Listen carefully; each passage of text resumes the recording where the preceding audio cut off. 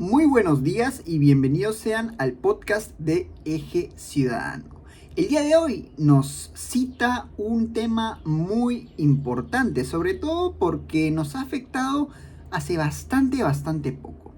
¿De qué estamos hablando? De las noticias falsas y sobre todo haciendo un poco de hincapié en lo que viene a ser el tema de los desastres naturales, como el que pasó muy recientemente en Ica, ¿no? Y bueno, yo creo que podríamos empezar haciéndonos una pregunta, ¿no? Si alguna vez nosotros hemos compartido, ya sea por WhatsApp, por TikTok, por cualquier red social, algún tipo de video, ¿no? Sin antes haberlo verificado, sin saber si efectivamente es información verdadera, tal vez si es información falsa, ¿no? Eh, sobre esto yo creo que podríamos empezar diciendo que estamos en una era de la infodemia, ¿no? De lo que se podría llamar una sociedad de la comunicación de masas. Ya lo definía Alvin Toffler, ¿no? En su libro, la tercera ola, ¿no? Pero ahora estamos no entre una tercera ola, que eran los medios de comunicación masivos, sino ya una cuarta directamente, con todo el acceso que tenemos a internet.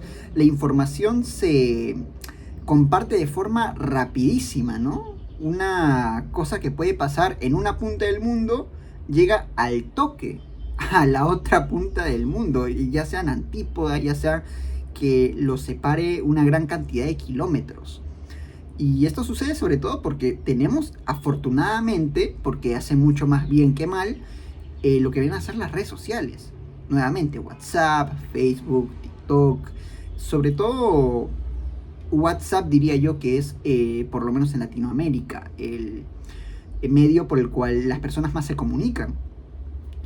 Y bueno, afortunadamente tenemos estas herramientas que lamentablemente también se pueden usar para mal. ¿Cómo se usan para mal? Pues precisamente propagando este tipo de informaciones falsas, ¿no? De fake news. Yo creo que podríamos empezar con el primer tema, que viene a ser el por qué nos creemos estas mentiras, ¿no? Y yo creo que no es porque las personas seamos crédulas por naturaleza, sino que tal vez nuestro cerebro muchas veces busca confirmar lo que ya creemos. Esto se le llama sesgo de confirmación, ¿no? Es un fenómeno bastante estudiado. Según un estudio del MIT, del Instituto Tecnológico de Massachusetts, para quien no conozca las siglas, que se publicó en lo que viene a ser la revista Science, las noticias falsas se difunden hasta 6 veces más rápido que las noticias verdaderas.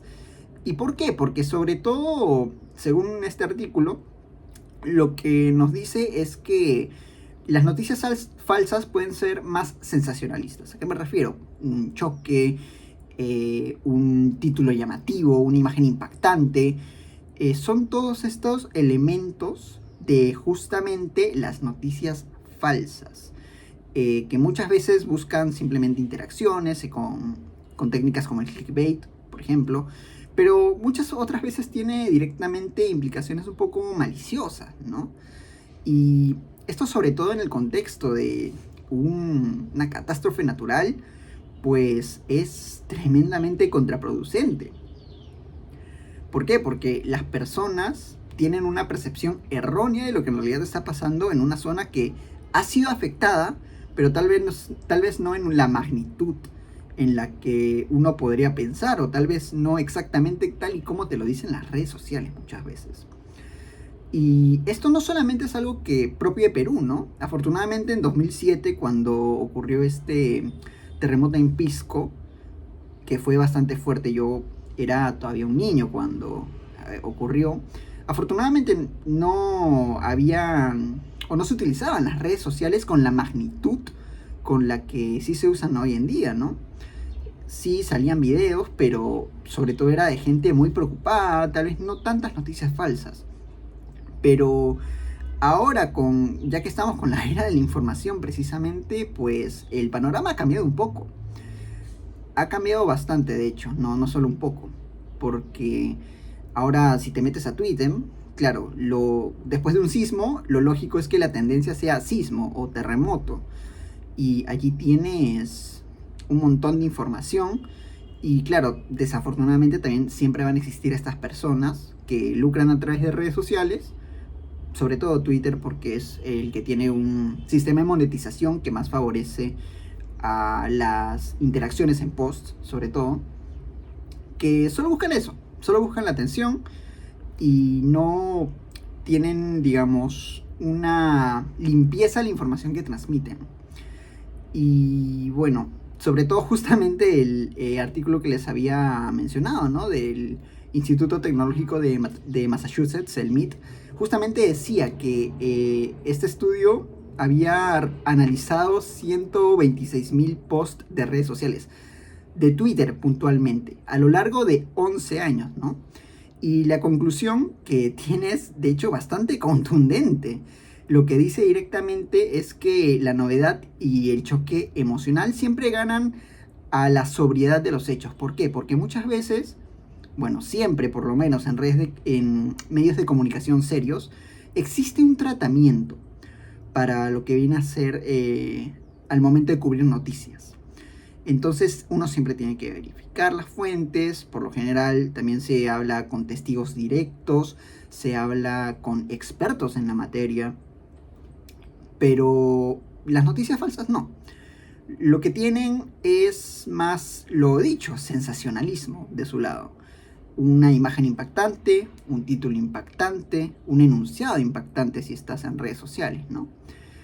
Y desafortunadamente muchas veces propagar este tipo de información es más sencillo y sobre todo muchísimo más rápido que tomarte el tiempo de verificar lo ocurrido, de hablar tal vez con un tecnificado, de directamente contactar con una autoridad, que claro, para eso para una persona común y corriente es complicado ya de por sí, para los periodistas igual, pero tienen la facilidad de que por lo general van a hablarte o por lo general van a acceder a hablar sobre un desastre natural si es su campo, por ejemplo, ¿no?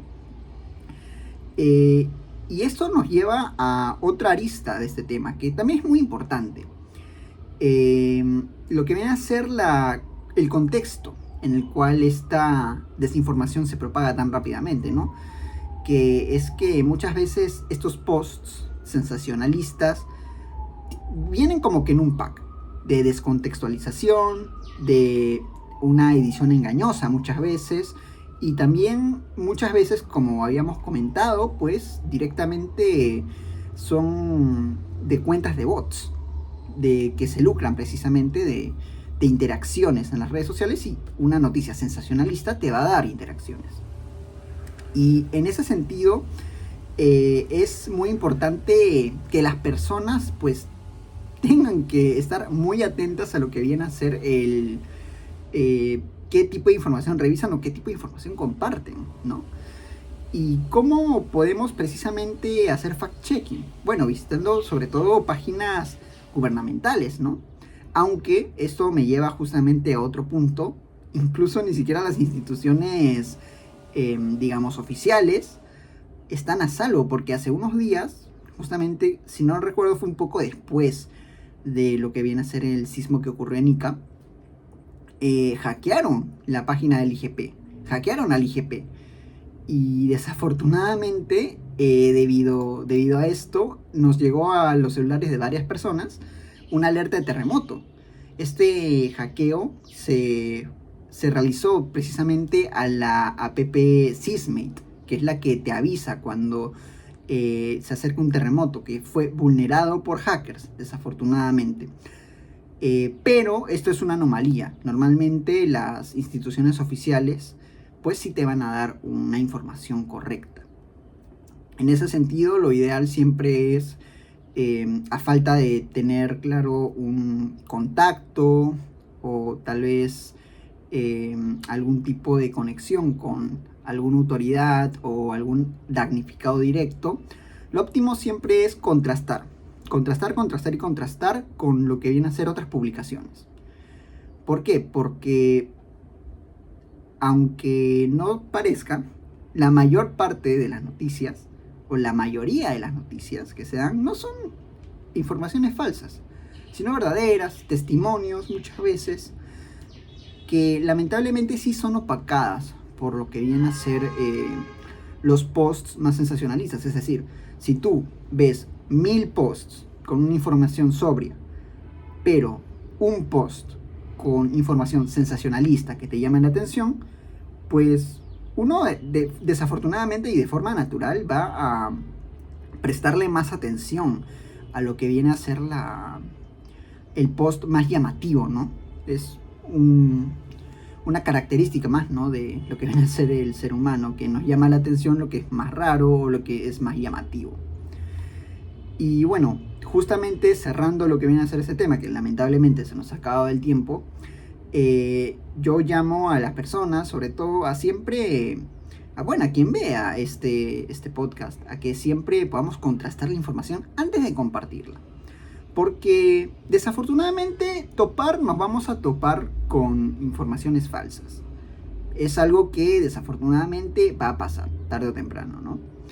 Pero nosotros podemos aportar nuestro granito de arena en forma de no compartirlas, en forma de no reaccionarlas, para que justamente no se propague más de lo que ya se propaga de por sí, la noticia falsa.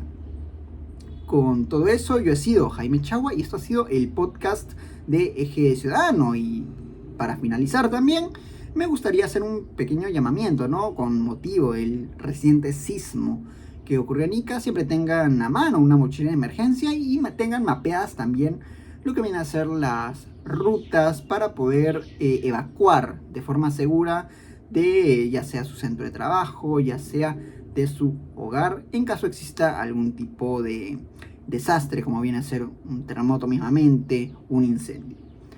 Con todo eso, el podcast ha concluido y nos vemos en una siguiente edición.